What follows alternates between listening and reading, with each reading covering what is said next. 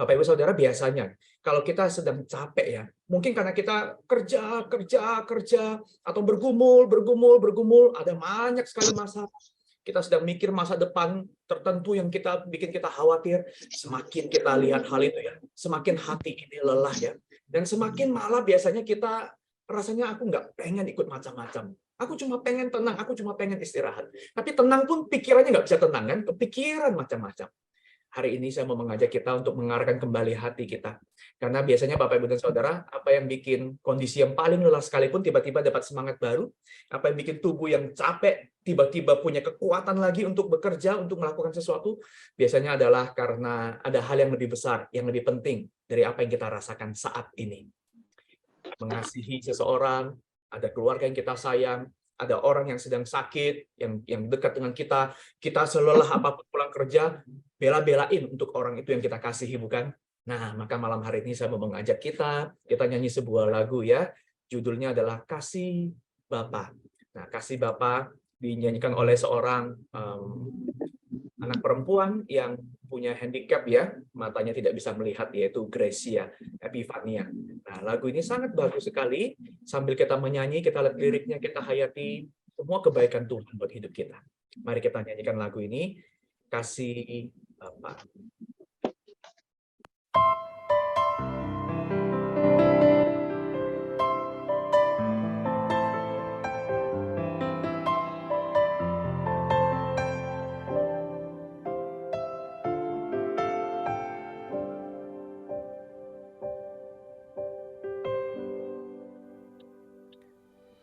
Seperti mentari yang bersinar,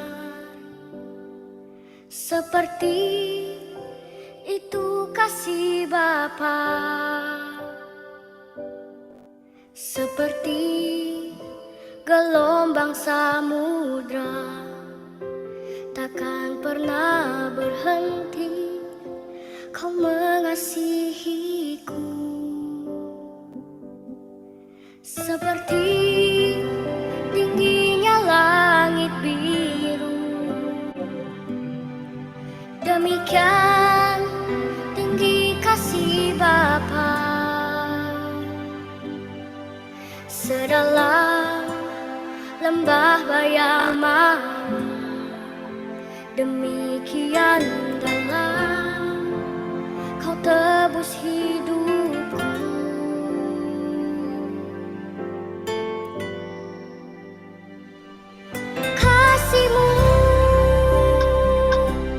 Lebih dari mentari yang tak pernah berhenti memancarkan sinarnya. Cintamu lebih dari samudera, tenggelamku di dalam kesetiaanmu Tuhan. Terima kasih atas cintamu.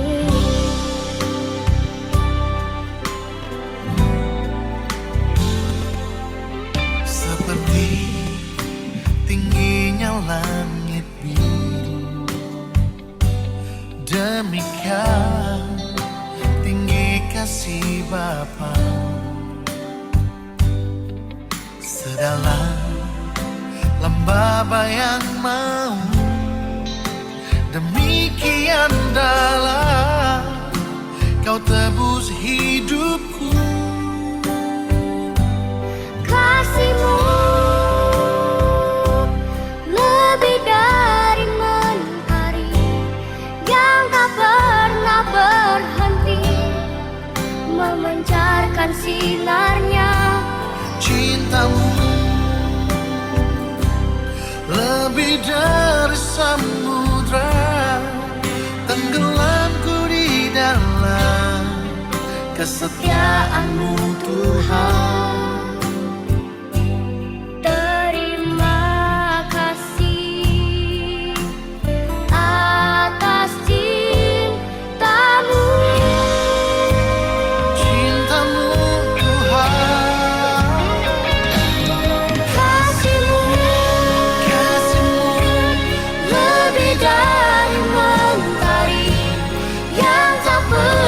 berhenti memancarkan sinarnya. Cintamu lebih dari samudra, tenggelamku di dalam kesetiaan-Mu Tuhan. Terima kasih atas cinta-Mu. Terima kasih atas cinta-Mu.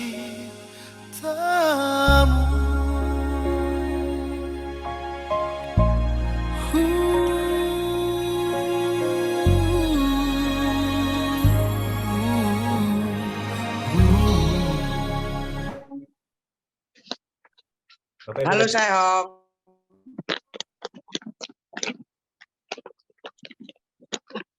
Bapak Ibu dan Saudara, keadaan kita hari ini mungkin bisa berbeda-beda ya. Bapak Ibu dan Saudara bisa membawa ini ke hadapan Tuhan. Saya mengajak kita mengambil sedikit waktu tenang yuk. Tenang sesaat. Kita mengingat apa yang sudah Tuhan janjikan, pertolongan Tuhan di masa lalu. Dan yang paling utama adalah apa yang sudah Yesus Kristus buktikan buat kita di atas kayu salib. Maka kita bawa hati kita, pergumulan kita, kegundahan kita, mari kita berdoa, kita mau serahkan ke dalam tangan Tuhan. Bapa di surga, tidak ada lagi satu hal apapun yang bisa merebut kami dari cinta-Mu.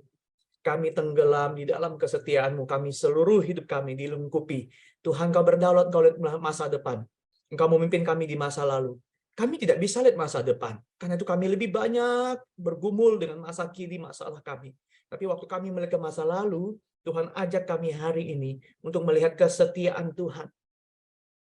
Hati yang lemah, hati yang lelah, tubuh yang capek. Tuhan biarlah disegarkan oleh kasih setia Tuhan. Sehingga yang kami lihat hari ini tidak menjadi pengharapan kami. Tapi apa yang belum kami lihat, tapi apa yang kami kenali dari apa yang telah Yesus Kristus lakukan. Keselamatan, kepedulian, kasih setiamu Tuhan, kedaulatanmu. Biar ini menyegarkan hati kami, mengharapkan sesuatu yang bahkan kami belum tahu di depan. Tuhan, kami mau bawa pergumulan hati ini. Tenangkan, segarkan. Supaya waktu kami membuka pikiran dan hati untuk mendengar suaramu, pengajaranmu, semua pengajaranmu ini akan menyegarkan kami. Bukan malah tambah membebani. Sebab perintah tanpa kasih akan terasa seperti kewajiban yang kering. Tapi dengan didasari oleh kasih kesetiaan-Mu Tuhan, perintah ini lahir dari hati yang gembira. Karena kami melakukan bukan untuk diselamatkan. Kami melakukan sebab kami telah diselamatkan.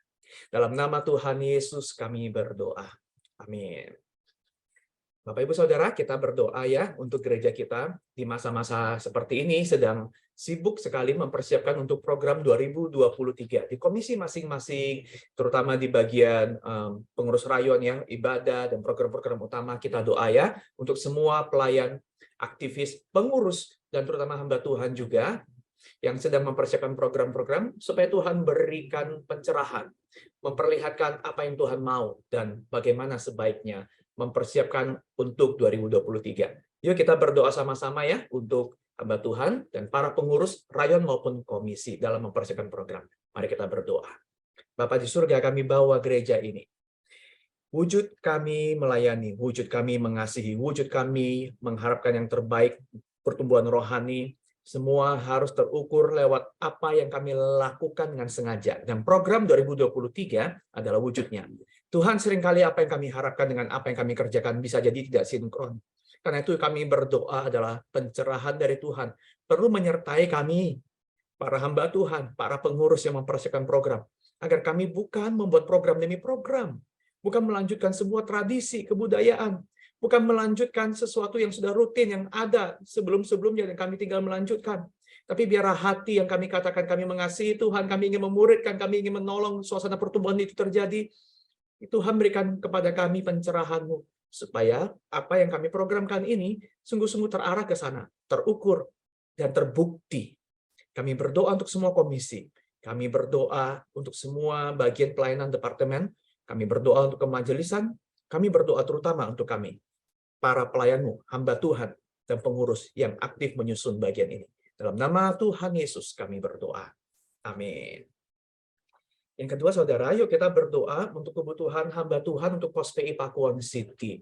Agar Tuhan menyediakan seorang yang bisa meneruskan pelayanan dengan baik, mengembangkan Pos PI ini dengan baik. Kita juga berdoa untuk kebutuhan rohaniwan untuk di Pregolan, ya, di tempat kita sendiri. Tuhan menyediakan, kita butuh beberapa hamba Tuhan untuk mengisi bagian-bagian tertentu. Kiranya Tuhan menunjukkan kepada kita, menyediakan kepada kita rekan pelayanan yang juga pas, yang mau bertumbuh bersama-sama di tempat ini. Mari kita berdoa, kita buka suara bersama-sama. Bapa di surga, Engkau menolong agar kebutuhan tenaga rohaniwan full time di Pos PI Pakuwon City, Tuhan akan sediakan kepada kami. Tuhan tunjukkan orang-orang yang sudah Tuhan tunjukkan, yang sedang berusaha untuk didekatin oleh gereja. Tuhan juga bukakan jalan. Apakah mereka adalah yang terbaik? Apakah mereka akan Tuhan tempatkan? Dan biarlah upaya kami untuk mencari, untuk melakukan pendekatan, itu juga tercermin dari hati kami yang memang merindukan, yang mendoakan seorang untuk Tuhan taruh melayani bersama-sama. Demikian pula di Rayon Pregolan, kami butuh rohaniwan. Tuhan menyediakan bagi kami, Tuhan menunjukkan partner bukan yang paling sempurna, bukan yang paling tahu segalanya, tapi yang dengan rendah hati terbuka dan mau bertumbuh bersama-sama dan melayani di tempat ini. Tunjukkan kepada kami, sediakan kepada kami, dan berikanlah kepada kami apa-apa yang kami perlukan untuk bisa menjawab, merespon apa yang Tuhan tunjukkan. Dalam nama Tuhan Yesus kami berdoa. Amin. Yang ketiga, kita memberi kesempatan buat Pendeta Edi, ya, mungkin untuk bisa menceritakan bagaimana keadaannya, apa yang terjadi penanganan ke depan berkaitan dengan katerisasi yang akan Pak Edi lakukan. Mari kita boleh. Ya, baik, terima kasih untuk kesempatan ini. Maafin dari telepon, Mas. Ya, jadi sebenarnya secara singkat saja, beberapa minggu lalu sebenarnya saya ini memang kebetulan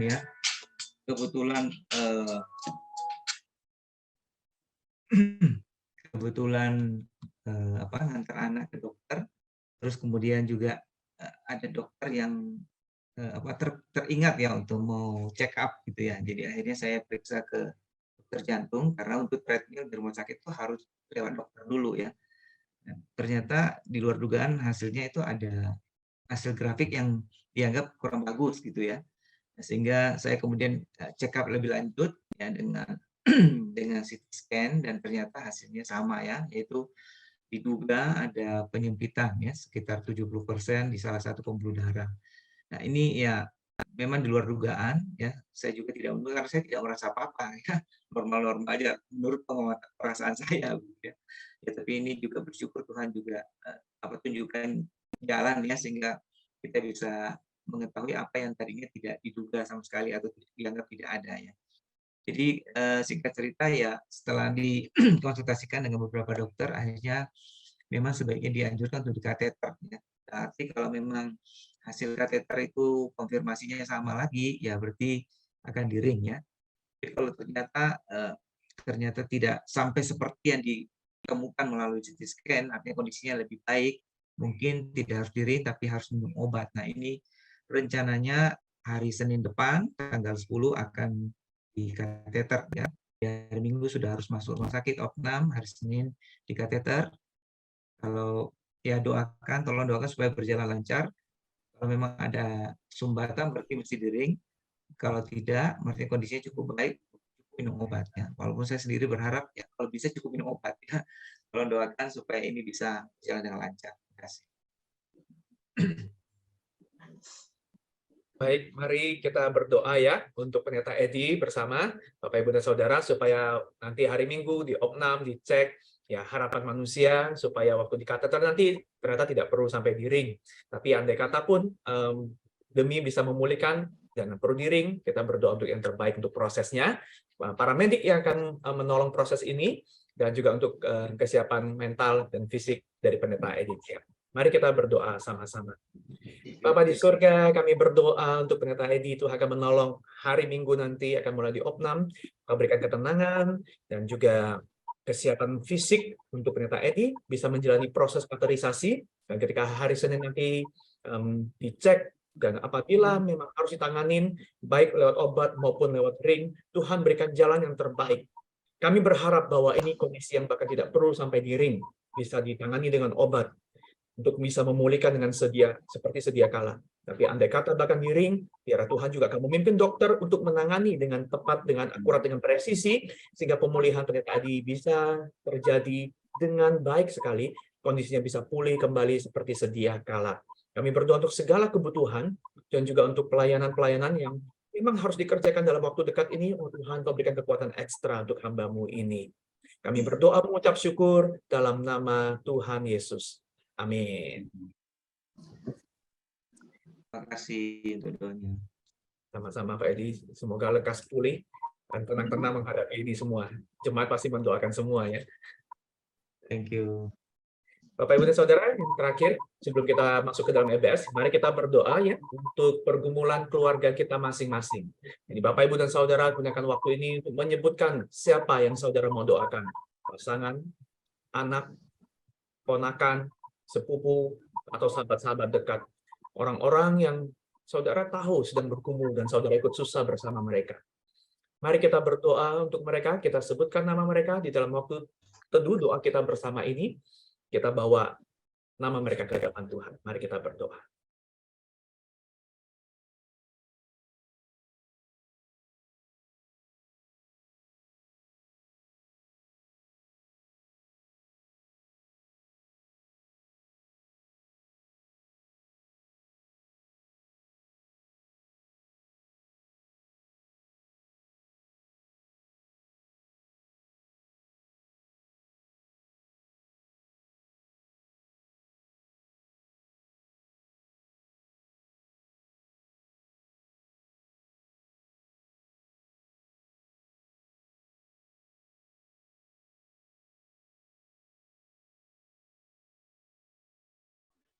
Ya Bapa, dengarlah doa kami. Nama-nama yang kami bawa ke hadapan-Mu ini. Orang-orang yang kami kasihi, orang-orang yang kami pedulikan. Jangkauan kami terbatas, pertolongan kami sangat-sangat terbatas. Tapi ada yang tidak terbatas, yang bisa melihat ini semua, yang bahkan menghadirkan kebaikan lewat hal-hal yang paling menyulitkan, yaitu Tuhan sendiri.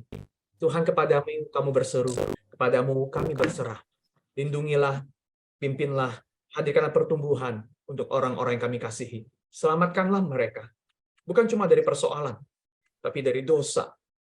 Berikanlah kesempatan buat mereka yang belum percaya untuk mengenal-Mu, untuk mengambil kesempatan mau beriman kepadamu. Bapa di surga, kami bawa doa kami ini dalam nama Tuhan Yesus. Amin. Yang terakhir, kita berdoa untuk penginjil Hengki yang malam ini akan membawakan materi, menolong kita belajar tentang 10 perintah Allah. Mari kita berdoa.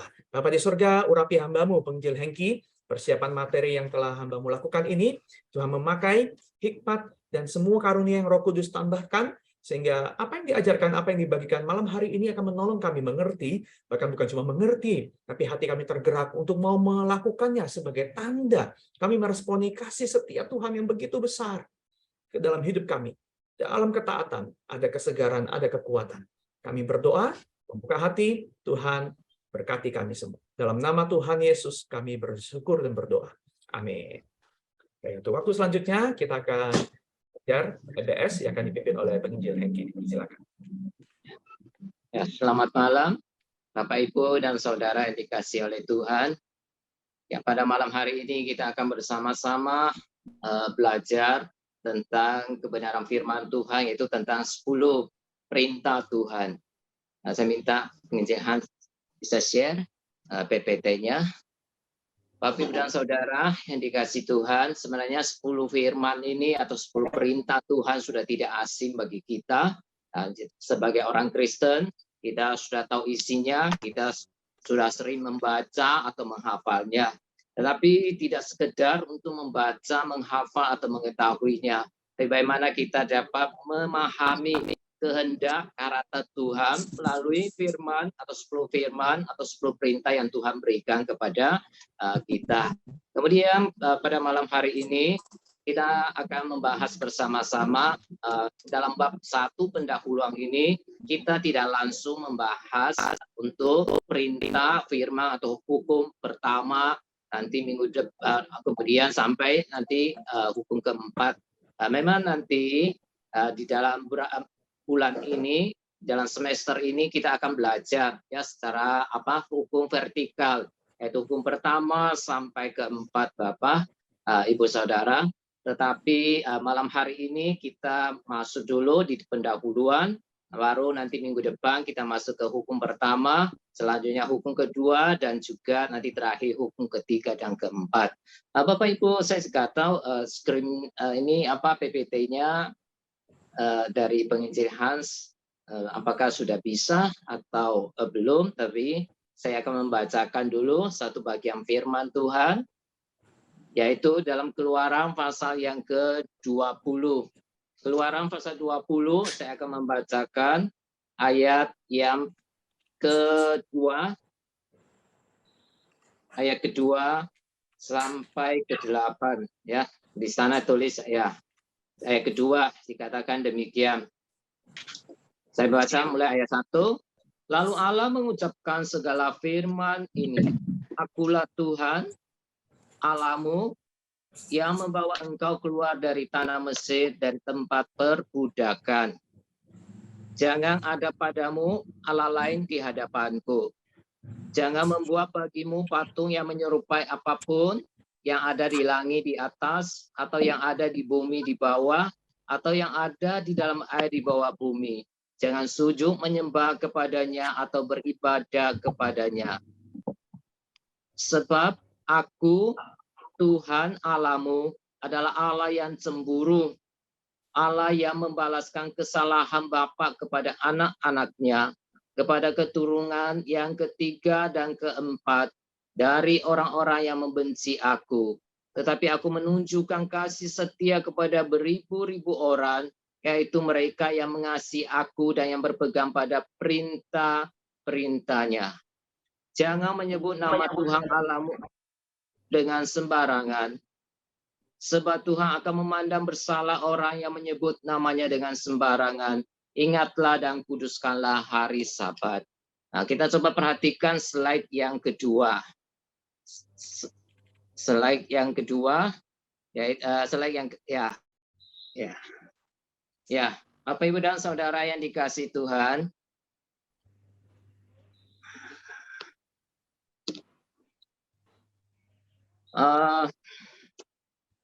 Ada beberapa hal atau beberapa catatan umum tentang Dekalog. Untuk malam hari ini, di dalam pendahuluan ini ada 5 hal yang kita perlu tahu. Yang pertama adalah ketika kita mau memahami, kita mau belajar tentang 10 perintah, maka Bapak, Ibu, dan Saudara, kita akan bersama-sama melihat ya hal-hal apa yang perlu kita perhatikan, lalu prinsip apa supaya kita dapat memahami secara tepat dan benar tentang 10 perintah ini. Yang pertama yaitu istilah hukum atau perintah sebagai kata keterangan mengenai 10 firman atau titah yang disampaikan Tuhan kepada bangsa Israel, berasal dari ungkapan bahasa Ibrani yang berarti juga 10 firman atau perkataan. Dan di dalam Alkitab Yunani atau Septuaginta, inilah ke-10 firman itu dikenal dengan memakai istilah Dekalog. Kemudian selanjutnya Bapak Ibu, kita melihat yang kedua hal yang kita perlu perhatikan adalah angka 10 tidak tertera pada 2 teks dasar yang mencantumkan rangkaian lengkap perintah Tuhan itu.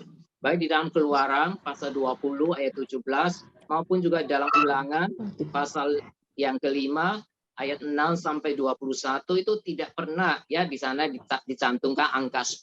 Tetapi sebenarnya di bagian firman Tuhan yang lain ada tertulis ya, contohnya tentang angka 10 sebagai sebutan yang melekat pada hukum Tuhan justru ditulis di 3 bagian Alkitab lainnya, yaitu dalam Keluaran 34 ayat 28, kemudian di dalam Ulangan pasal 4 ayat yang ke-13, dan juga Ulangan pasal 10 ayat 4 sampai 5. Jadi di sini ketiga ayat ini memakai kata Ibrani yang berarti 10 firman. Ini hal yang kedua yang perlu kita ketahui. Kemudian hal yang ketiga, dalam dunia penafsiran Alkitab, saudara, para ahli melihat ada kaitan antara perjanjian di Sinai dengan peristiwa penciptaan. Dalam kitab Keluaran, di sana dicantumkan perjanjian Tuhan yang menciptakan ya bangsa Israel, melahirkan bangsa Israel sebagai umat pilihan Dia. Maka segala ketentuan atau stipulasi atau ketentuan perjanjian merupakan undang-undang kenegaraan Israel yang merupakan sebagai suatu bangsa ya milik Allah.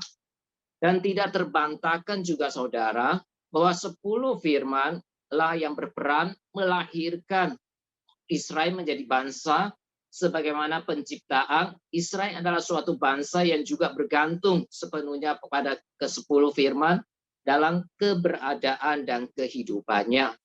Dan hal yang keempat yang kita perlu tahu, ya, yang berhubungan dengan 10 firman, yaitu Alkitab mencatat bahwa ke-10 firman Tuhan itu ditulis di dalam 2 loh batu.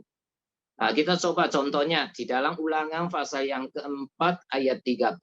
Di sana firman Tuhan memberitahu kepada kita, dan Ia, Allah, memberitahukan kepadamu perjanjian yang diperintahkannya kepadamu untuk dilakukan, yakni ke-10 firman, dan Ia menuliskannya pada 2 loh batu. Jadi melalui catatan Alkitab ini memperlihatkan kepada kita ternyata 10 firman, 10 perintah yang Tuhan berikan kepada bangsa Israel tercatat di dalam 2 loh batu. 10 firman itu lengkap tertulis di atas kedua loh batu secara sebelah menyebelah. Itu tercatat juga dalam Keluaran pasal 32 ya ayat 35. Jadi Allah adalah pihak, dari sini kita melihat Allah adalah pihak yang sepenuhnya berdaulat dalam menetapkan ke-10 firman atau perintah. Maka 2 loh batu itu sebagai bukti ikatan perjanjian yang di antara Allah dengan orang Israel, kemudian disimpan di satu tempat yang sama, diperintahkan Musa supaya disimpan di dalam tabut perjanjian. Kemudian hal yang kelima, Bapak, Ibu, Saudara, hal kelima tentang 10 perintah ini, yaitu Tuhan jelas memberikan 10 firman atau perintah ini sebagai peraturan atau hukum yang Ia berikan kepada bangsa Israel secara khusus. Kita bisa melihat misalnya di dalam Keluaran pasal 20, Allah sendiri yang mengucapkan ke-10 firman itu dan didengar langsung oleh segenap bangsa Israel. Karena Allah mengumpulkan mereka, termasuk juga Musa, Allah menyatakan ya ini perintah ini, 10 firman ini kepada mereka. Kemudian juga kita melihat Allah memberikan 10 perintah ini dengan menunjukkan keagungan kekudusannya secara luar biasa. Sehingga sebelum mereka datang ke hadapan Tuhan untuk menerima, mendengarkan perintah atau firman, 10 firman ini yang akan Tuhan berikan kepada mereka, mereka harus mempersiapkan, menyucikan diri, baru mereka bisa selama 3 hari, baru mereka datang ke hadapan Tuhan. Di sanalah Tuhan menyatakan, memberikan perintah ini kepada mereka.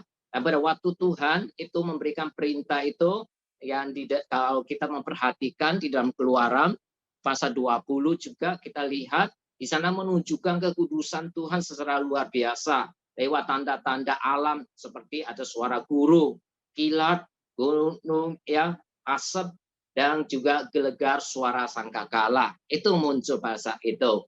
Kemudian Bapak, Ibu, dan Saudara, kita lihat Allah sendiri juga dikatakan oleh firman Tuhan, Allah sendiri yang menuliskan 10 firman itu dengan jarinya. Di dalam Keluaran pasal 31, 32, hal ini tercatat. Kemudian juga Allah menyebut bahwa 10 firman ini sebagai perjanjian yang implikasinya, yang maksudnya, maknanya adalah rangkuman dari kehendak Allah untuk umatnya. Apa yang Tuhan ingin mereka lakukan, apa yang Tuhan tidak ingin mereka lakukan, Tuhan menyatakan melalui 10 perintah ini.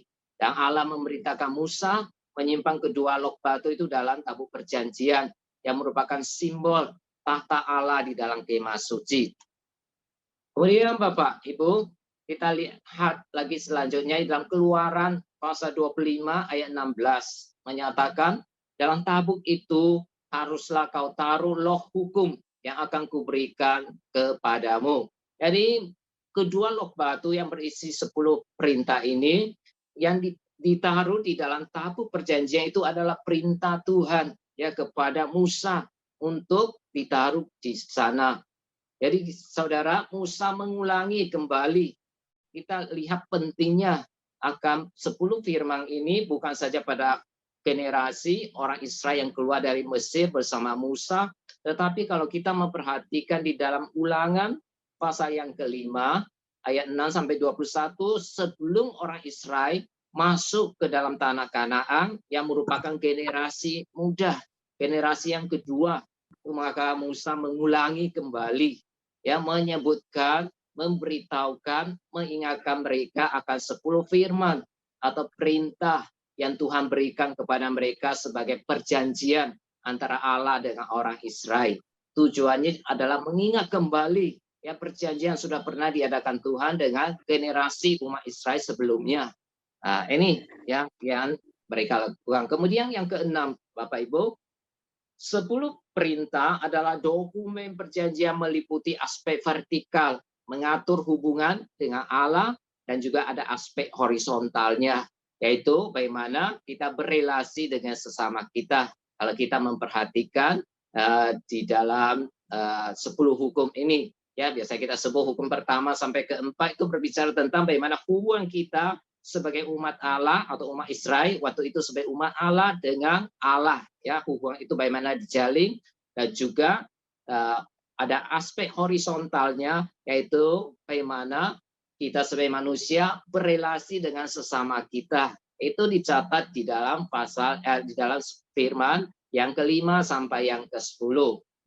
Kalau kita memperhatikan saudara, di dalam 10 perintah yang Tuhan berikan kepada orang Israel itu terdiri dari 10 perintah. Tetapi di antara 10 perintah ada 8 perintah yang bernada negatif.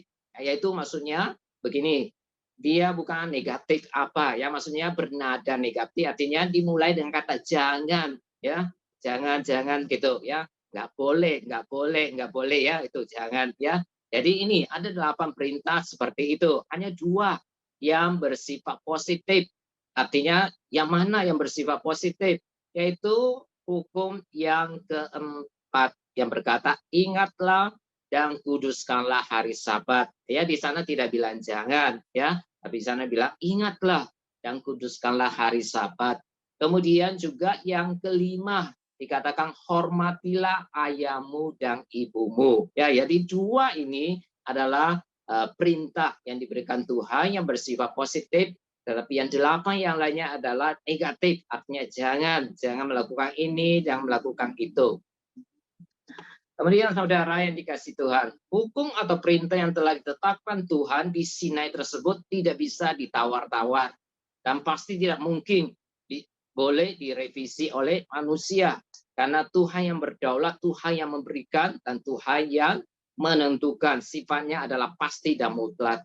Kemudian yang ketujuh, kita lihat dari perspektif pembedaan hukum, maka nampak jelas bahwa ke-10 perintah Tuhan itu termasuk kategori hukum apodiktik yang bersifat memiliki kepastian dan mutlak. Hukum yang bersifat apodiktik itu artinya hukum itu adalah pasti dan mutlak, ya tidak bisa diubah, ditawar-tawar, ya itu. Jadi 10 perintah yang Tuhan berikan itu adalah termasuk dalam kategori hukum apodiktik. Kemudian hukum apodiktik diungkapkan sebagai di dalam Alkitab diungkapkan sebagai imperatif, artinya sebagai perintah dalam bentuk yang singkat, langsung pada intinya, dan mengikat secara tidak bersyarat. Kemudian saudara yang dikasih Tuhan, yang ke-8, hal yang kita perlu lihat catatan tentang 10 firman atau perintah, yaitu ada makna yang penting yang perlu diperhatikan berkaitan konstruksi penggunaan kata ganti orang kedua tunggal dalam ke-10 hukum atau 10 perintah Tuhan ini. Ketika kita memperhatikan di dalam mereka pakai kata ganti orang kedua tunggal itu dalam bentuk tunggal itu menegaskan bahwa sekalipun perjanjian Sinai itu ditujukan kepada umat Israel pada waktu itu sebagai satu bangsa, tetapi ketaatan kepada perintah Tuhan tersebut merupakan tuntutan Allah yang harus diresponi oleh setiap orang, setiap pribadi dari umat Israel. Dan termasuk kita yang adalah orang pilihan Tuhan di zaman perjanjian baru ini. Jadi saudara, ke-10 hukum itu bersifat mengikat bagi setiap orang yang hidup selaku umat perjanjian Tuhan. Diberikan secara komunitas untuk orang Israel, tapi harus diresponi oleh setiap pribadi.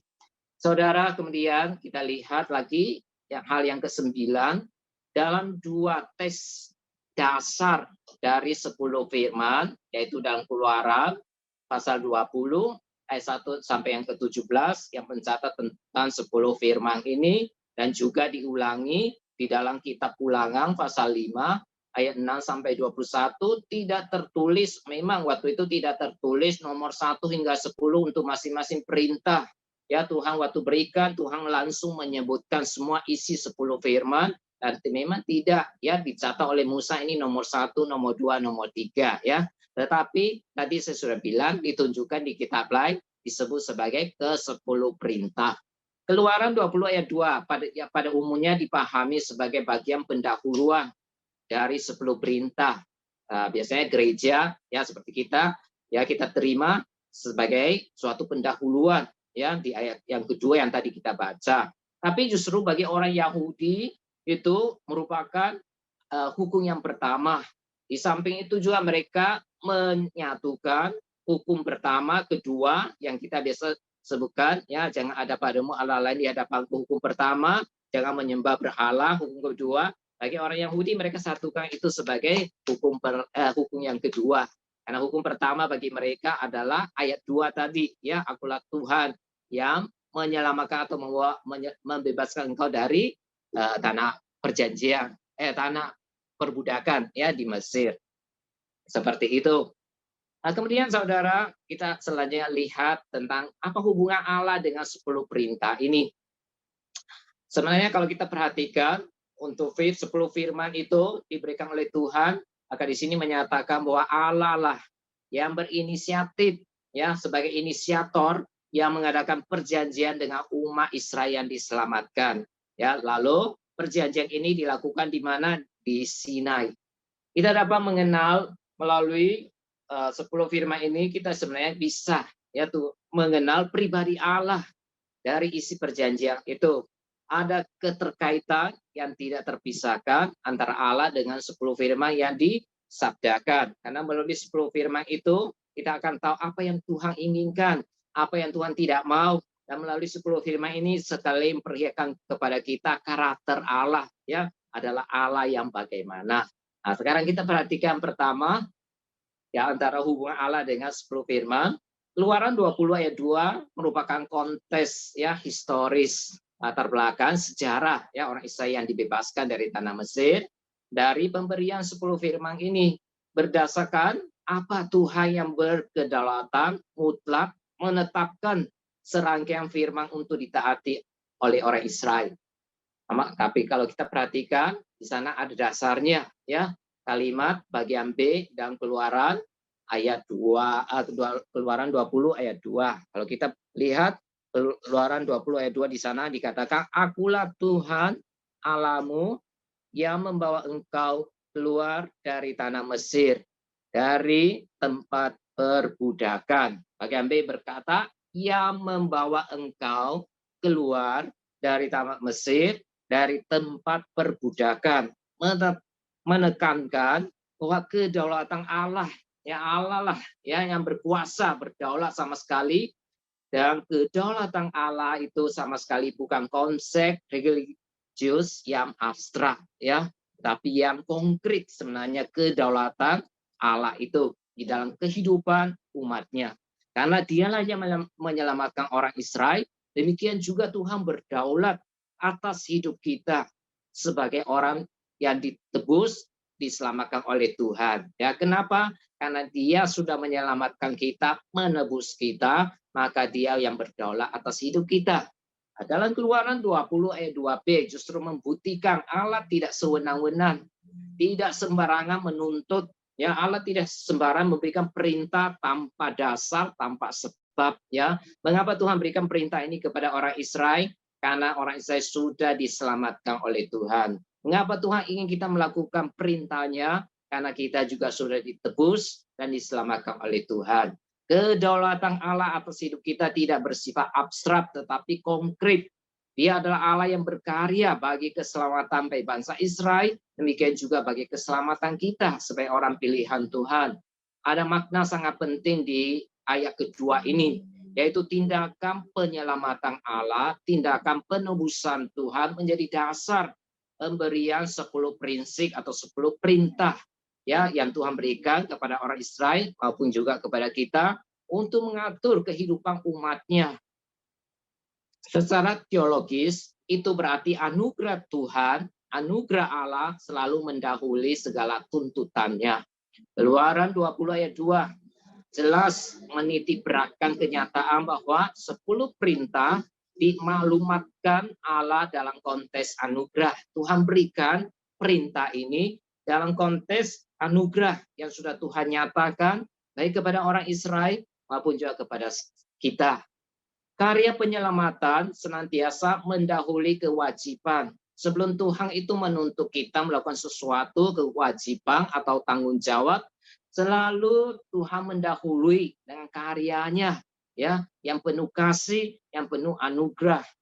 Sesudah itu baru Tuhan menuntut ketaatan terhadap perintahnya. Sesudah kita menerima anugerah, Tuhan ingin kita menaati, ya, perintah dan melakukan tugas tanggung jawab kita sebagai manusia yang sudah menerima anugerah Tuhan. Kemudian yang kedua, saudara, kita lihat Allah juga telah memperkenalkan dirinya melalui anugerah keselamatan yang agung, yaitu pembebasan Israel dari perbudakan di Mesir. Allah memperkenalkan dirinya adalah Allah yang seperti apa kepada orang Israel, yang melalui apa karyanya membebaskan orang Israel dari perbudakan ya di Mesir. Sebab itu 10 perintah Tuhan juga harus dipahami sebagai penyataan, pengungkapan kehendak Allah bagi umat tebusannya. Ke-10 firman atau perintah itu disampaikan untuk mengekspresikan, menyatakan karakter Tuhan. Dia adalah Allah yang bagaimana selain apa yang Tuhan kehendaki kita lakukan, tapi satu pihak lagi juga menyatakan kepada kita dia Allah yang bagaimana. Atau intinya, ke-10 perintah yang Tuhan berikan itu tidak lain adalah suatu bentuk penyingkapan tentang apa yang diinginkan oleh Allah dan sekaligus mengenai siapa dirinya Tuhan yang memberikan, yang menentukan ke-10 firman tersebut. Pribadi Allah dikatakan dapat dikenal dari berbagai hukum atau perintah yang diberikan kepadanya. Contohnya, kalau ketika Tuhan bilang, jangan berzina. Kalau Tuhan bilang, jangan mengucapkan saksi dusta. Menyatakan kepada kita apa yang Tuhan tidak ingin kita lakukan. Ya, kita perlu hidup kudus. Dan kita perlu menjadi orang yang jujur. Ya, hal ini menyatakan bahwa apa? Dialah Allah yang mencintai kebenaran. Dia Allah yang maha kudus dan tidak senang dengan ketidakbenaran. Ya, ini maksudnya saudara. Kemudian kita lihat 10 perintah juga merefleksikan karakter dan kehendak Allah menjadi pedoman standar yang sah bagi kita sebagai umat yang percaya kepada Dia untuk menjalani kehidupan yang benar dan kudus di hadapannya. Karena kenapa? Karena dia Allah yang benar, dia Allah yang maha kudus, dia juga menuntut umatnya hidup benar dan kudus. Ketaatan memelihara dan melakukan kebenaran Tuhan merupakan wujud nyata dari kehidupan orang yang takut dan menghormati Tuhan. Kalau kita sudah mengenal kasih Tuhan, kalau orang Israel sudah menikmati, mengalami kasih Tuhan, maka mereka dituntut untuk mematuhi 10 perintah ini dengan satu hati yang takut akan Tuhan, dengan satu hati yang mencintai Tuhan, dengan satu hati yang menghormati Tuhan. Demikian pula dengan kita, orang tebus kita yang adalah orang yang diselamatkan dan ditebus oleh Tuhan. Kemudian yang ketiga, 10 perintah bukan sarana yang perlu kita ketahui. 10 perintah yang Tuhan berikan kepada kita bukan sarana untuk memperoleh keselamatan. Orang Israel bukan mereka selamat, ya mereka selamat karena melakukan 10 perintah. Tetapi sesudah mereka diselamatkan oleh Tuhan dari perbudakan di Mesir, baru Tuhan berikan perintah ini kepada mereka untuk melakukannya. Ya, sebagai respon mereka terhadap karya Tuhan di dalam kehidupan mereka. Demikian juga dengan kita, ya. Kita berbuat baik, kita melakukan firman Tuhan bukan karena untuk memperoleh keselamatan. Kita sudah diselamatkan, maka Tuhan memerintahkan kita melakukan kehendak dan perintahnya sebagai suatu bukti pernyataan bahwa kita adalah anak Tuhan yang sudah diselamatkan oleh Tuhan. Ya, dikatakan di dalam Keluaran 20 ayat 2, ya, akulah Tuhan Allahmu yang membawa engkau keluar dari Mesir, dari tempat perbudakan. Adalah pernyataan yang bermakna bahwa Allah yang memberi 10 firman tidak pernah memasukkannya sebagai sarana keselamatan. Ya, Tuhan yang memberi itu perintah bukan berarti melakukan perintah itu baru selamat, ya Bapak Ibu. Umat Israel sebelumnya sudah berstatus sebagai umat tebusan yang sudah diselamatkan oleh Tuhan, ya, melalui karya Tuhan. Maka sebagai umat Tuhan mereka diharuskan menaati 10 firman ini. Dengan kata lain, tuntutan untuk mematuhi ke-10 firman Tuhan itu bukan lagi dari motivasi supaya mendapat anugerah. Mereka sudah mendapat anugerah, lalu mereka dituntut untuk melakukan kewajiban itu. Ya, demikian juga setiap kita, ya. Mengapa kita harus berbuat baik? Kita berbuat baik bukan memperoleh keselamatan. Kita berbuat baik adalah karena kita sudah diselamatkan oleh Tuhan. Kemudian yang keempat, Bapak Ibu dan Saudara, kita lihat, ya, hubungan antara Allah dengan 10 perintah ini. Keempat berkata, 10 perintah atau dekalog itu adalah hukum moral yang masih berlaku sampai saat ini. Bukan hanya berlaku pada zaman perjanjian lama, tapi masih berlaku sampai saat ini, zaman perjanjian baru. Sebenarnya di dalam perjanjian lama itu ada 3 kategori hukum, ya, ada 3 macam hukum yang berlaku dalam kehidupan orang Israel. Yang pertama adalah hukum sipil. Hukum sipil yaitu adalah hukum yang mengatur kehidupan bangsa Israel sebagai umat, ya, yang diperintahkan oleh Tuhan. Kemudian Israel dipimpin langsung oleh Tuhan. Waktu itu sebagai apa? Raja mereka sebelum mereka ada raja, ya, mereka langsung dipimpin oleh Tuhan, baik di padang gurun keluar dari Mesir, kehidupan padang gurun selama 40 tahun, mereka langsung dipimpin oleh Tuhan melalui Musa, ya, hambanya. Tuhan menyuruh mereka harus melakukan apa, mereka tidak boleh melakukan apa, disampaikan kepada mereka. Tuhan yang berkuasa atas mereka. Kemudian hukum yang kedua adalah hukum seremonial. Apa itu hukum seremonial? Nah, kita nggak usah bingung, ya, Bapak Ibu, dengan istilah ini. Hukum seremonial artinya hukum yang mengatur tata cara kehidupan ritual bangsa Yahudi. Contohnya gitu, aneka peraturan dalam sistem ibadah, bagaimana mereka harus ibadah, bagaimana mereka harus membuat tempat ibadah atau kemah pertemuan, upacara mempersembahkan berbagai jenis korban. Nah, itu semua masuk ke dalam hukum ini. Jadi yang berhubungan dengan ritual, yang berhubungan dengan peribadatan mereka, kehidupan mereka, bagaimana menyembah, bagaimana merayakan hari raya agama mereka. Nah, itu semua masuk di dalam hukum ini. Kemudian yang ketiga adalah hukum moral. Hukum moral itu berbeda dengan hukum sipil maupun seremonial. Itu Allah tidak pernah menghentikan relevansi hukum moral di segala zaman. Kalau hukum seremonial ada ya, hukum-hukum itu sudah tidak dilakukan. Contohnya memberi korban persembahan. Di zaman orang Israel sebelum Yesus datang, mereka harus mendapat pengampunan dosa dari persembahan kurban bakaran yang mereka persembahkan kepada Tuhan. Jadi sesudah Yesus sebagai korban yang sudah datang mati untuk kita, menyelamatkan orang berdosa, ini sudah tidak berlaku, ya, baik, sudah tidak berlaku tentang peribadatan seperti itu, ritual seperti itu. Ya, kita tidak perlu memberikan kurban lagi karena Yesus adalah kurban, anak domba yang sejati yang sudah berkorban dan menyelamatkan orang berdosa. Tetapi hukum moral, yaitu termasuk 10 firman yang Tuhan berikan kepada orang Israel maupun juga kepada kita sebagai orang percaya, tidak pernah ya dihentikan relevansi hukum ini di segala zaman. 10 hukum termasuk dalam kategori hukum moral. Jadi saudara, 10 perintah adalah hukum moral yang masih berlaku hingga saat ini, tidak dibatalkan. Ya, sebab itu ke-10 firman ini tidak berubah, tetapi senantiasa valid, keabsahannya berlaku untuk seterusnya, baik bagi umat perjanjian lama maupun juga di tengah kehidupan komunitas orang percaya di zaman perjanjian baru, ya termasuk kita yang berkata karena kita sudah hidup dalam perjanjian baru, kita tidak perlu melakukan 10 perintah ini, ya. Ketika melanggar tetap adalah pelanggaran dosa, ya, pelanggaran terhadap hukum Allah. Kemudian saudara, yang kelima, sebagai hukum moral, Allah telah menetapkan 10 perintah menjadi standar kebenaran dan kekudusan yang mutlak dan objektif bagi tingkah laku manusia secara umum, secara universal.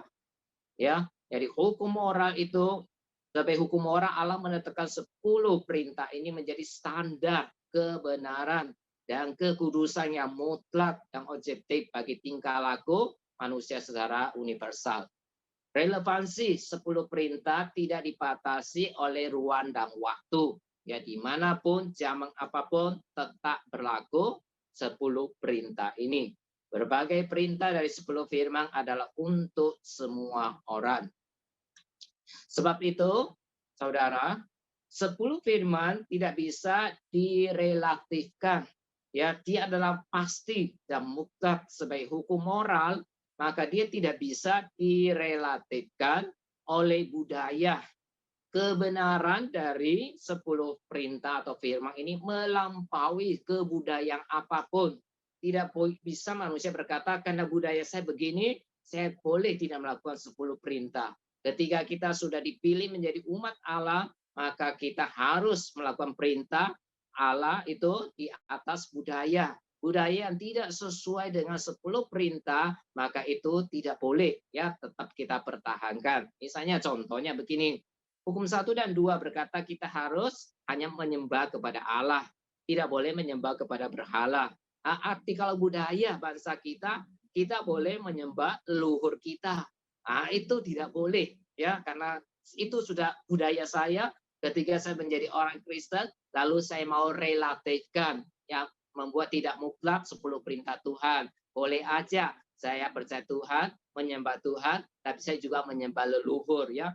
Tuhan tidak mengizinkan hal seperti ini terjadi.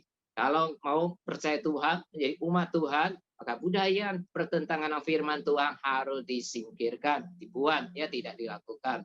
Tuntutan di dalamnya berlaku untuk semua bangsa dan untuk di segala waktu. 10 firman adalah ketentuan dari Tuhan yang mengatur kehidupan dan perbuatan etis manusia. Kemudian kita lihat selanjutnya bagian yang ketiga, ya. Sekarang kita lihat ketika Tuhan memberikan 10 firman pasti ada fungsinya, ya, pasti ada gunaannya. Tuhan tidak sembarang memberikan perintah tanpa ada fungsinya, ya. Jadi kita lihat jika ke-10 firman atau perintah adalah hukum moral yang relevansinya tidak pernah dibatalkan Allah, maka tentu saja ada faedahnya yang tetap efektif dalam dunia yang berdosa ini. Kita lihat fungsinya, ya, teologi reform melihat ada 3 fungsi penting dari 10 firman ini. Yang pertama adalah fungsi sipil atau disebut political. Dekalog atau 10 firman diberikan untuk tujuan menekan dosa dan memperluas perilaku yang baik. Ya, Tuhan memberikan perintah ini sebenarnya untuk membatasi dosa. Kita bisa membayangkan kalau satu negara tidak ada aturan, tidak ada peraturan yang berlaku, tidak ada hukum dan juga konsekuensinya terhadap pelanggaran hukum, maka begitu kacaunya negara itu, ya. manusia yang sudah jatuh ke dalam dosa perlu, ya, sangat perlu dengan hukum peraturan supaya tidak terus-menerus membuat dosa semakin banyak. Tuhan berikan peraturan ini dengan fungsi yaitu supaya untuk mengekang dosa dan memperluas perilaku yang baik.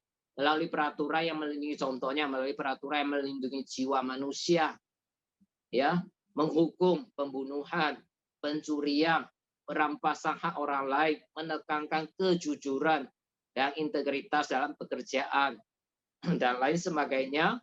Maka nilai-nilai penting dari 10 firman dalam relasi dengan sesama manusia itu bisa dirasakan pengaruhnya. Kemudian fungsi yang kedua.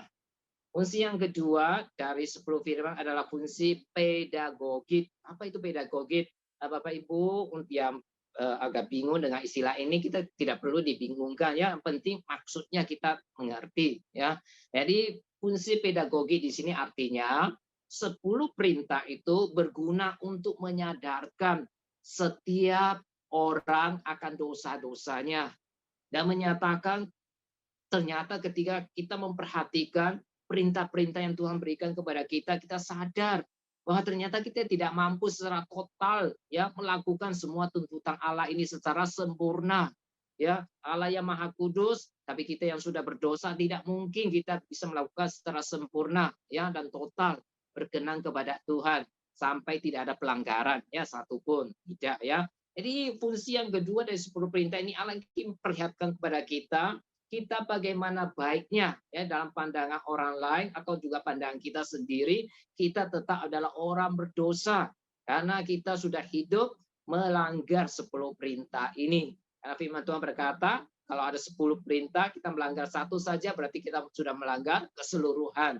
Jadi fungsi 10 firman yang Tuhan berikan kepada kita menyadarkan setiap manusia akan dosa-dosa yang kita ini orang berdosa. Kemudian kita ini tidak mampu memenuhi tuntutan Allah yang begitu sempurna, tidak bisa memenuhi tuntutan firman Tuhan atau perintah Tuhan yang dari Allah yang Maha Kudus, ya. Nah, kenapa, untuk apa, ya, Tuhan berikan seperti itu sehingga kita sadar, ya, kita ada orang berdosa.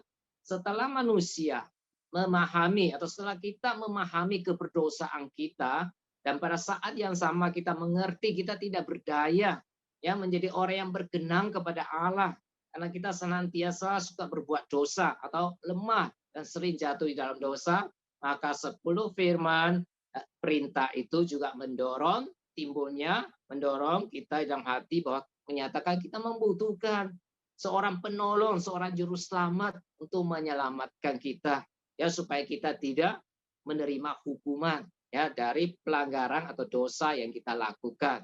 Di sana kalau mendorong timbulnya kebutuhan dalam hati manusia akan seorang juru selamat. Seperti apa yang dikatakan Paulus dalam Galatia pasal 3 ayat 24, Rasul Paulus menggambarkan faedah hukum, ya, atau fungsi hukum yang Allah berikan sebagai penuntun manusia agar berjumpa dengan Kristus. Kemudian yang fungsi yang ketiga, fungsi 10 firman, ya, fungsi yang ketiga dari 10 firman itu, fungsi yang ketiga adalah fungsi didaktik atau normatif. Artinya dengan fungsi didaktik yang bersifat mendidik, 10 firman itu berperan sentral sebagai ketetapan Tuhan yang mengatur perilaku hidup orang beriman, orang yang percaya kepada Tuhan. Tuhan tidak pernah menyelamatkan manusia berdosa dan menjadikannya seorang yang menentang dan tidak peduli pada hukum, ya. Tuhan menyelamatkan manusia supaya hidup tertib, tentu harus ada aturannya, ya. Jadi 10 perintah itu sebagai fungsi mendidik kita karena hidup, ya, lebih berkenan kepada Tuhan, hidup lebih tertib, hidup lebih baik. Jadi saudara, pada dasarnya fungsi didaktik ini merupakan sarana untuk membentuk jati diri komunitas orang beriman sebagai umat Tuhan yang bersifat kudus, supaya bagaimana kita mengejar kehidupan yang lebih kudus, yang lebih baik, dilandasi oleh kehidupan yang terpisah dan berpola laku beda dengan mereka yang belum percaya, ya, dengan kehidupan kita, ya, yang berusaha, yang sudah diselamatkan Tuhan, berusaha mengandalkan kekuatan dari Tuhan, melakukan perintah Tuhan supaya hidup kita nampak berbeda dengan orang yang tidak percaya kepada Tuhan. Ya, tentunya nanti akan jelas ketika kita memasuki hukum-hukum ini, kita pelajari hukum-hukum tersebut. Kemudian selanjutnya Bapak Ibu, kita lihat lagi prinsip apa yang perlu kita tahu di dalam memahami ke-10 firman Tuhan. Kalau kita mau memahami ya secara benar dan tepat, maka kita perlu memperhatikan beberapa prinsip. Ya, ada beberapa prinsip penting yang perlu diperhatikan. Yang pertama yaitu pemahaman yang tepat tentang 10 perintah atau dekalog adalah melihat bagaimana 10 perintah perjanjian Sinai ini dimengerti oleh para nabi dalam perjanjian lama. Jadi bagaimana para nabi Tuhan itu melakukan mengerti ya makna perjanjian, makna ke-10 perintah ini di dalam perjanjian lama, lalu bagaimana Tuhan Yesus menafsirkan, lalu bagaimana diterapkan oleh para rasul dalam perjanjian lama. Ya, perlu dilihat ya dari Alkitab sendiri untuk menafsirkan, untuk mengerti makna dari 10 perintah tersebut. Ini yang pertama, prinsip yang pertama. Yang kedua, 10 perintah berbentuk negatif, mengimplikasikan kewajiban positif dan sebaliknya. Artinya apa? Artinya begini. Kalau Tuhan itu memberikan perintah negatif ya dengan kata jangan, berarti kita harus melakukan sesuatu yang lawannya ya, yang positif, yang baik ya. Contohnya Tuhan bilang jangan membunuh. Artinya apa? Kita bukan sekedar tidak boleh membunuh orang, tapi kita juga harus menghargai hidup orang lain. Ya, maksudnya gitu. Menghormati orang, menghargai hak asasi orang lain. Ini ya maksudnya positifnya. Ya, itu maksudnya ya. Jadi 10 firman berbentuk negatif mengimplikasikan kewajiban positif atau sebaliknya. Allah menyingkapkan 8 firman bernada negatif ya, jangan. Meskipun ia mengungkapkan hal yang dibenci dan dilarang, namun pada saat yang bersamaan Allah juga menyatakan hal yang dikehendakinya, dituntutnya sebagai implikasi atau makna sebagaimana dari pelarangan tersebut. Ya, kenapa Tuhan larang ini? Nah, kita harus tahu posisinya apa, Tuhan ingin apa ya.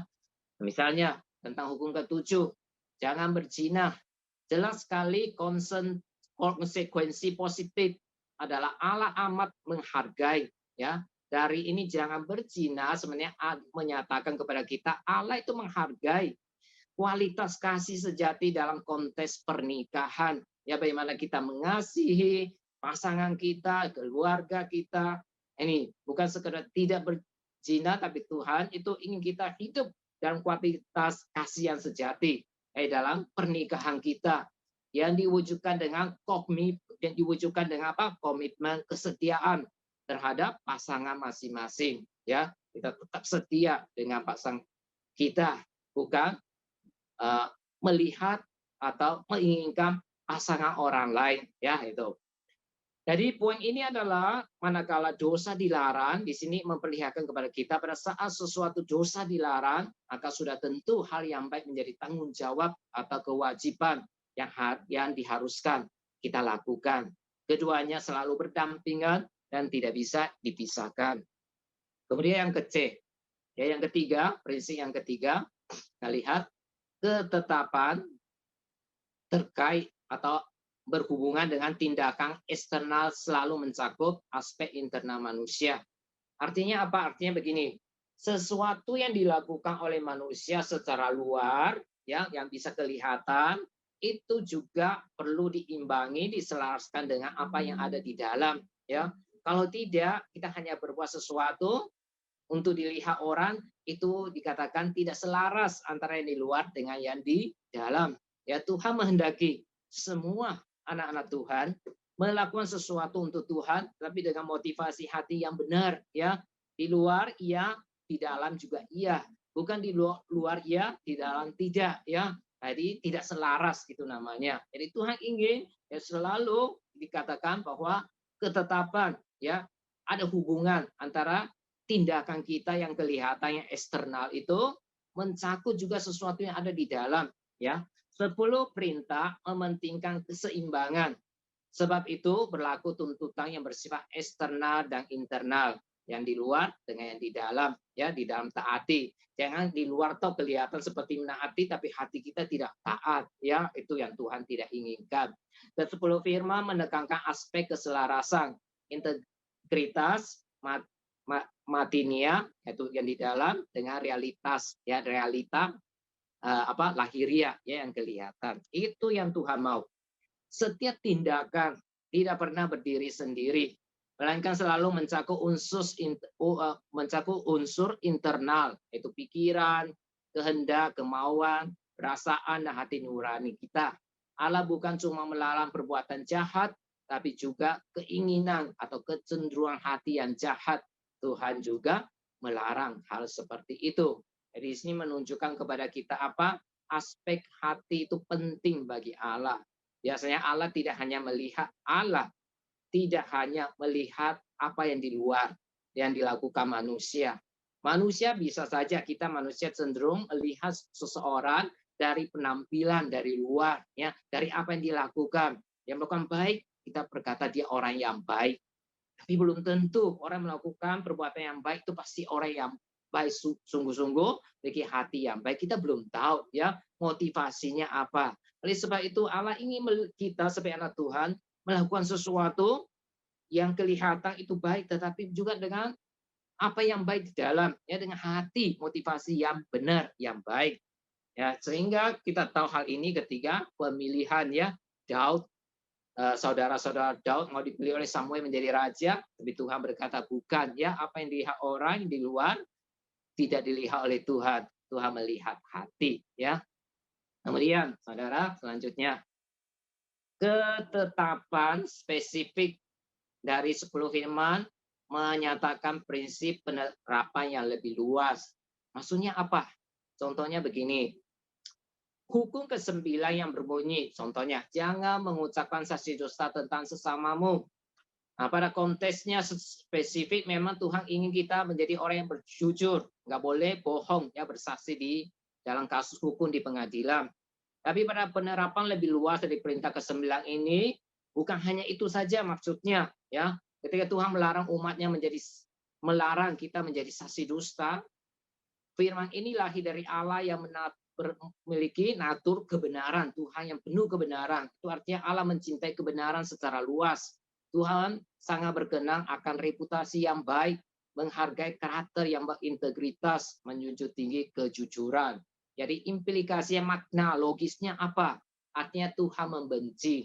Bukan saja orang melakukan menjadi saksi dusta di pengadilan, tapi Tuhan juga membenci penggosipan. Ya, gosip kan belum tentu benar. Penipuan, ya, verbal dalam bisnis, pemberian harapan palsu, itu kan semua ketidakjujuran.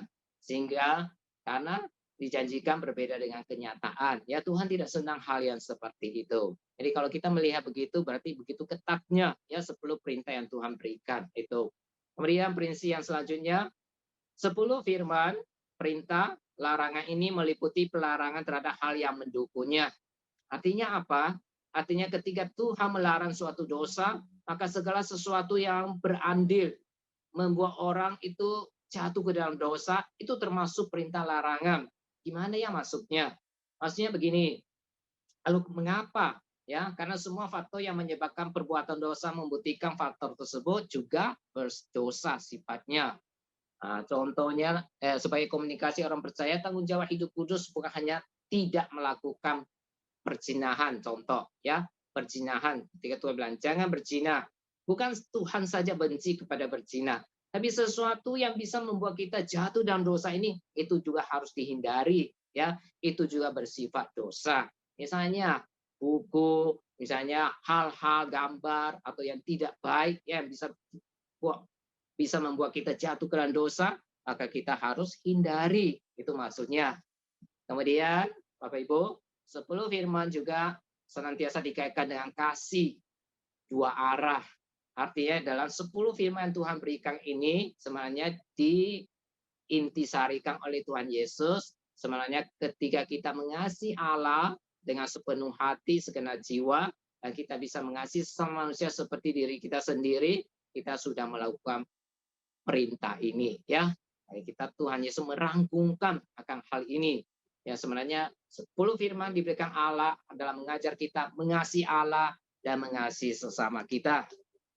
Kemudian kita lihat lagi perintah, prinsip 10 firman ini yang bagian G, prinsip yang utama harus diutamakan dalam 10 perintah ini.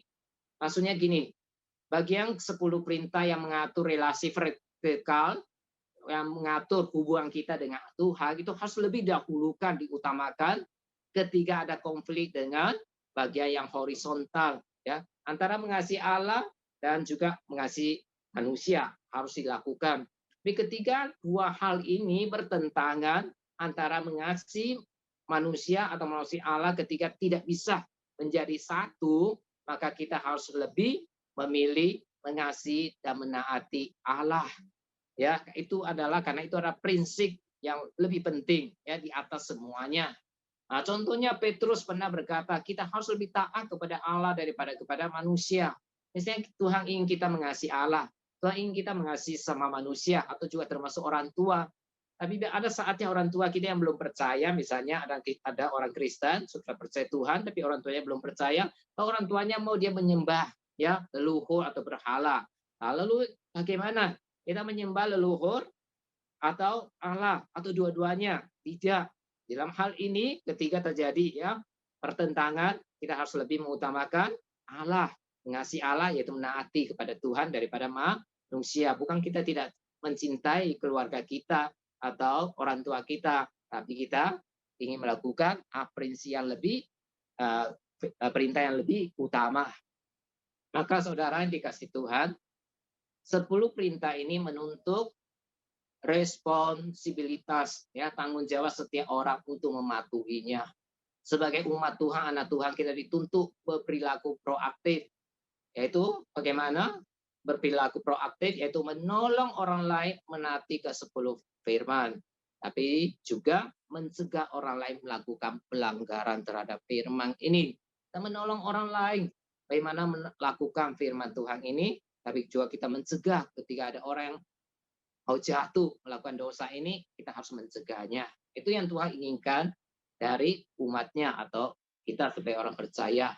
Sebagai orang yang percaya kita harus menghargai 10 firman dengan mengerti akan isi serta maknanya yang tepat. Ya, karena dengan memahami 10 perintah secara benar pasti akan menyadarkan kita agar senantiasa mengandalkan dan bersandar kepada anugerah Tuhan yang memampukan kita menaatinya. Karena secara manusia kita tidak mampu. Hanya dari kekuatan Allah, ya, ingat akan kasih dan anugerah Tuhan yang bisa memampukan kita melakukannya. Tujuannya bukan mendapatkan keselamatan seperti tadi ya kita lihat bahwa Tuhan berikan perintah ini bukan supaya orang Israel selamat. Orang Israel sudah selamat, tapi diberikan sebagai bukti nyata mereka sudah diselamatkan Tuhan. Demikian juga dengan kita. Kita melakukan perintah Tuhan, kita melakukan perbuatan yang baik, bukan mendapatkan keselamatan, tapi sebagai bukti nyata kita sudah menjadi orang yang diselamatkan oleh Tuhan. Nah, yang terakhir, malam ini sudah kita pelajari, sudah tahu tentang hubungan ya Allah dengan 10 firman, yang hubungan firman ini dengan umat pilihan Tuhan, termasuk orang Israel dan kita, bagaimana kita merefleksikan hal ini, dan bagaimana kita mengaplikasikan. Ada 2 hal Bapak Ibu. Yang pertama, terkait ya sejauh mana relevansi 10 perintah dalam kehidupan umat Kristen sekarang ini. Seorang hamba Tuhan menuliskan, ya berkata begini, dia bilang, dalam ibadah-ibadah kita sekarang ini, 10 perintah Allah atau 10 firman ini nyaris hampir tidak pernah terdengar lagi. Ya, coba kita lihat khotbah-khotbah, agak jarang ya akhir ini. Lagu di kebaktian pernah nggak dibacakan? Ya sudah jarang, ya hampir dikatakan tidak pernah terdengar lagi. Tidak saja di gereja-gereja tua yang tradisional, mungkin seperti gereja kita, ya. Apalagi di gereja-gereja baru yang lebih kontemporer, ya sama, ya dikatakan tidak terdengarkan. Nah, setelah kita mengetahui bahwa ke-10 firman merupakan hukum moral yang mencerminkan kehendak dan karakter Allah yang berlaku untuk seterusnya, termasuk zaman kita ini. Maka yang dimana 10 firman itu juga mempunyai fungsi didaktik, mendidik, menjadi pedoman bagi kehidupan etis ya umat Tuhan. Maka sebagai komunitas, sebagai orang yang percaya, yang terikat perjanjian anugerah dengan Tuhan, maka pengajaran dikatakan tentang 10 perintah perlu senantiasa dipelajari, hayati dan diamalkan ya. Kita pakai seperti istilah ngamalam ya, Pancasila. Jadi perintah ini perlu senantiasa dihadirkan dalam kehidupan kita sebagai anak Tuhan, dibaca, direnungkan, dimengerti, lalu dilakukan. Ya, jadi nilai-nilainya dihidupi dalam kehidupan kita. Kemudian yang kedua, yang terakhir, dikatakan dari penjelasan fungsi pedagogik.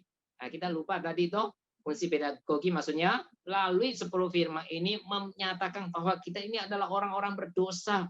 Ya tidak mampu, tidak berdaya melakukan secara sempurna akan 10 hukum ini. Ya dari penjelasan fungsi 10 hukum ini, fungsi pedagogiknya kita mengetahui bahwa sebenarnya 10 perintah ini bertujuan menyingkapkan dosa. Bahwa kita ini semua ini adalah orang yang berdosa. Bagaimana baiknya ya sikap kita, perilaku kita dan kehidupan, tapi di hadapan Tuhan kita semua adalah orang berdosa. Ini tujuan ya dari pemberian 10 firman kepada kita maupun juga kepada bangsa Israel. 10 firman diberikan untuk menjadi cermin upaya manusia mengenal diri kita ya dari pandangan Tuhan, perspektif Tuhan. Jadi kita jangan memandang dari perspektif kita sebagai manusia. Kalau berbuat baik pasti kita anggap kita baik, tapi belum tentu di hadapan Tuhan orang berbuat baik pasti orang yang berkenan kepada Tuhan ya. Dari sini menyatakan bahwa sebenarnya supaya kita sadar diri kita sebenarnya siapa di hadapan Tuhan. Ketika kita melihat, menilai diri kita sendiri dari terang kebenaran, 10 firman ini, maka semua kita harus sadar bahwa kita akan keberdosaan kita, orang berdosa yang sangat serius di hadapan Tuhan yang Maha Kudus. Sudah sedalam apa kita menyadari realita diri kita sebagai orang berdosa? Seserius apa dosa dalam penilaian Tuhan? Sejauh mana pemahaman kita tentang dosa? Oleh sebab itu saudara, mari kita semua sebagai anak Tuhan, kita belajar menempatkan diri di bawah sinar es yang dipancarkan oleh 10 firman Tuhan itu. Supaya kita dapat semakin mengerti dosa dan melihat diri sebagai orang berdosa.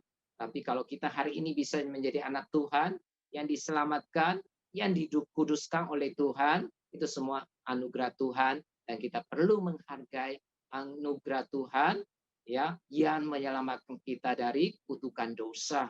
Karena setiap kita sebenarnya adalah orang berdosa, tapi Tuhan sudah menyelamatkan kita ya dari hukuman dosa, menyelamatkan kita, memberi hidup yang baru sebagai umat pilihan Allah.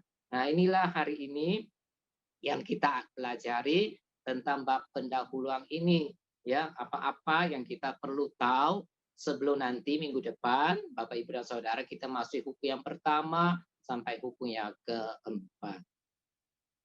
Saya share sampai di sini. Kalau Bapak Ibu mau lebih jelas juga bisa baca bukunya. Hanya dari buku itu saya merangkum, meringkas, lalu menyederhanakan ya bahasa-bahasanya supaya kita tidak bingung waktu di dalam memahami bagian ini. Ya, ada beberapa istilah yang dipakai seperti hukum apodiktik. Ya, hukum apodiktik itu sebenarnya adalah hukum yang dipakai Aristoteles untuk memperlihatkan sesuatu secara pasti, ya, yang secara mutlak, yang dibedakan dengan pandangan yang hanya melihat kemungkinan-kemungkinan. Ya, itu yang dimaksud dengan apodiktik. Nah, ada beberapa istilah sebenarnya tidak terlalu sulit ya. Kalau istilah kita ada yang kita tidak mengerti dalam buku, nanti yang kalian baca, kalian bisa cari di Google ya. Kata ini artinya apa? Ada penjelasan di sana. Mungkin ada yang mau bertanya sebelum kita akhiri. Kalau ada saya beri kesempatan. Kalau tidak ada bisa nanti minggu depan ya saudara tulis lalu nanti saudara bisa tanyakan ya. Nah, saya kira sampai sekian. Saya kembalikan kepada penginjil Hansung. Ya, bisa langsung ke Pendeta Edi. Apakah ada pengumuman? Oh, Ya. ya, saya serahkan kembali ke Baik. Pendeta Edi Jiang. Ya, baik. Terima kasih Pak Hengki yang sudah menyampaikan sesi yang pertama. Dan saudara, mungkin ini sesi pendahuluan yang memang memberikan basic pemahaman ya, dan mungkin kita perlu waktu untuk memahami.